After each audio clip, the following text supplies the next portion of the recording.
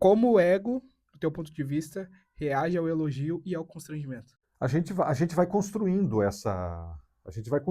essa interação com ele, né, com como a gente reage. Né? A gente vai, o ego nosso vai crescendo, na medida que a gente vai vivendo, ele tende a ir crescendo. A gente vê pessoas extremamente orgulhosas e vaidosas. Então, você pega um exemplo aí, vai numa universidade, e eu sou um cara contundente, por exemplo, eu vou lá, eu tô numa aula lá de algum assunto, por exemplo, de ciência política, o professor trata de opinião, eu trato de opinião também. Eu entro no mundo da opinião. Quando ele trata de conteúdo, tá bem, é conteúdo, etc. Agora, quando entra no mundo da opinião, entramos no mundo da opinião. Agora, como ele reage a isso? Normalmente não reage bem. Normalmente reage mal.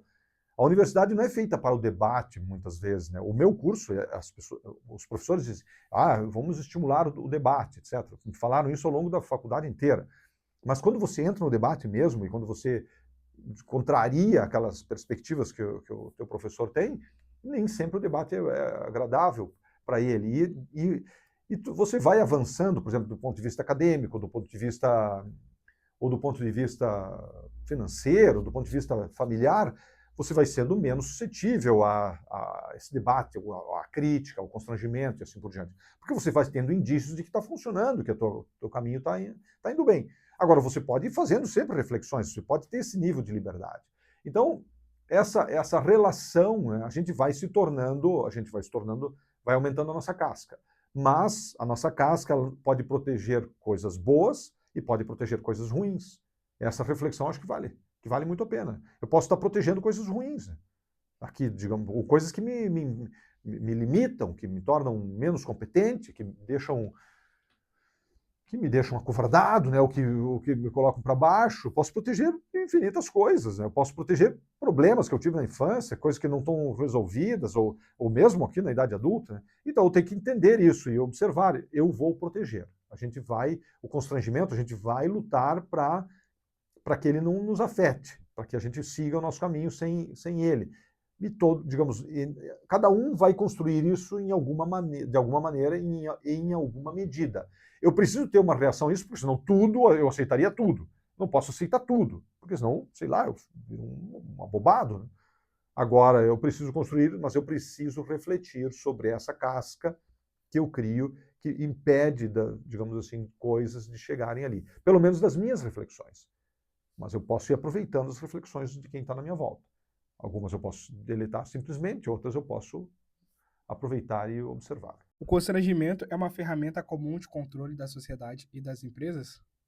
Não é comum, é o que acontece, ele é a regra social, o Durkheim fala. É assim que a sociedade se constrói, se consolida. A gente, digamos assim, a gente precisa criar um nível de coesão social. E essa coesão social, o Durkheim estudou, ele escreveu sobre o suicídio, por exemplo, uma coisa muito interessante, fazendo uma digressão aqui. Ele disse o seguinte: no contexto onde ele estava vivendo, o suicídio sempre existe nas sociedades humanas. Só que o momento que ele estava vivendo, o suicídio estava em patamares anormais. E ele observou o seguinte: o que leva o suicídio para patamares anormais? Ele escreveu sobre isso, uma das grandes teses dele tem a ver com isso. Por que estava em patamares anormais? Porque não existia, a sociedade estava em transformação, em grandes transformações. E aí não tinha uma coesão, um nível, assim, não tinha um grande nível de coesão social. Quando não tem uma coesão social bem estruturada, as pessoas não sabem, digamos assim, para o que coagir as outras, ou para que elogiar as outras, para onde que eu tenho que, para onde nós temos que ir. Quando eu não tenho essa clareza, às vezes a pessoa fica, ou um número maior de pessoas fica à deriva e os índices de suicídio aumentam, porque a pessoa não tem essa referência clara. Quando não temos ele faz essa observação lá. Mas o que acontece? Mas a coesão social ela é criada dessa maneira, dizendo está indo no bom caminho, está correto, ou não está indo, não é por aí, não faça isso que vai te dar um problema. Então, por exemplo, vamos pegar um exemplo aqui que a gente já falou mais de uma vez. O cara está morando na rua, é um morador de rua. Será que a gente tem que concordar com aquilo, aceitar? Não, também pode morar na rua? Ou a gente tem que construir uma... Não, não pode. Faz uma lei, não pode morar na rua na nossa cidade. Aqui em Porto Alegre é proibido ficar abrigado embaixo de uma marquise ou ficar à deriva pela cidade. Cria ali uns núcleos onde a pessoa tenha que ficar e leva elas para lá. Mas a gente vê um movimento de deixar as pessoas à vontade naquele contexto, daquela maneira. Essa é, digamos assim, é abrir mão dessa coerção social, né, para a pessoa ficar à vontade daquele jeito que ela está vivendo. E a gente sabe, né, que a vida em sociedade é feita dessa coerção. E se eu tolerar aquilo, se eu achar que tudo bem aquilo acontecer, aquilo vai acontecer. E é o que a gente vê acontecendo. Então, se aquilo for inaceitável, não vai acontecer. Cachorro, por exemplo. Eu vi ali, tem uns filmezinhos, não sei se hoje em dia ainda é assim nos Estados Unidos, cachorro de rua. O cara passa lá, tem aquela história da carrocinha, eu me lembro do desenho animado da infância, né? Passa a carrocinha e leva para um lugar. Há 2, 3 dias, apareceu uma pessoa ali que diz que o cachorro é dele, beleza, leva para casa. Não apareceu, dá fim no cachorro. O nosso contexto aqui é bem diferente. Coloca um negocinho de água, coloca um negocinho de comida, eu vejo aí pela cidade. É uma outra lógica. Mesmo o cachorro, né, se a gente for observar, né, ele está inserido dentro de um contexto que tem a ver com mais ou menos coerção social. No nosso contexto aqui, menos. Lá, pelo menos naquele tempo ali que eu tinha conhecimento, não sei como é hoje, então posso até pesquisar, menos, mais essa lógica assim de uma afirmação de uma regra objetiva, né, sobre aquilo. Então, é mais ou menos assim, as leis dizem isso, elas vão dando limites, mas a nossa convivência é o maior limitador para as possibilidades e impossibilidades do cotidiano, do dia a dia, são, digamos, essa conduta, essa lógica, né? Eu contei já essa história. Um dia um colega meu estava de calção na aula, né? Um calção, assim, não era nem uma bermuda, era um calção, né? Que eu chamava de calção lá na infância. E eu já, para ir na faculdade, já achava meio estranho, né? E daqui a pouco ele disse assim, professor, eu tenho que sair antes, eu vou numa entrevista de emprego. De calção. Cara, ninguém deu um constrangimentozinho nele para ele atinar que, tipo, você não vai numa entrevista de emprego de calção. Ou se for, o cara, sei lá, que tipo de emprego seria esse, né? Eu me imagino, né? Tá chegando lá na marmoraria, um cara com um calçãozinho ali, né? Um cabelo estranho, né? Pedindo um emprego. Posso até contratar, mas é difícil, né? Dificulta. Então, esse seria um constrangimento que ele poderia ter passado lá na casa dele, para o pai dele, a mãe dele, ou algum conhecido, que evitaria ele ter que visitar 10 empresas em vez de visitar uma. Daqui a pouco ele vai bem vestido, etc. Se coloca de uma maneira correta ali na frente do empregador, simplifica o processo do empregador e dele, né? Então, é mais ou menos assim. A sociedade só existe baseado nesse processo. A coerção, essa coisa de o constrangimento, né, é a regra para a coesão social. No teu ponto de vista, é melhor ser constrangido por um familiar ou uma pessoa desconhecida? Não sei, não tem uma resposta objetiva, né? É bom ser constrangido para coisas que nos levem na direção digamos assim, das expansões, de ir além. Eu diria assim, essas são as melhores coerções. Por exemplo, vou dar um exemplo, pegando aquele meu exemplo. Eu passei alguns anos morando com a minha esposa sem casar, efetivamente, sem fazer o contrato com ela. E ninguém me deu uma dura sobre isso, né? Se um familiar me desse essa dura, ou se um amigo me desse essa dura, né? Quem eu preferia? Eu preferiria, né? Então, mais ou menos essa pergunta tem a ver, eu posso me colocar dentro dela, né? E procurar imaginar. Eu diria assim, uma pessoa de respeito, uma pessoa que tivesse respeitabilidade. Se eu daqui a pouco estava, em algum momento lá, estava num processo de negação de algumas coisas do meu pai, se ele chegasse com esse constrangimento, talvez eu não desse bola, né? Estou iniciando a idade adulta, que tá bom, deixa eu resolver a minha vida aqui, né?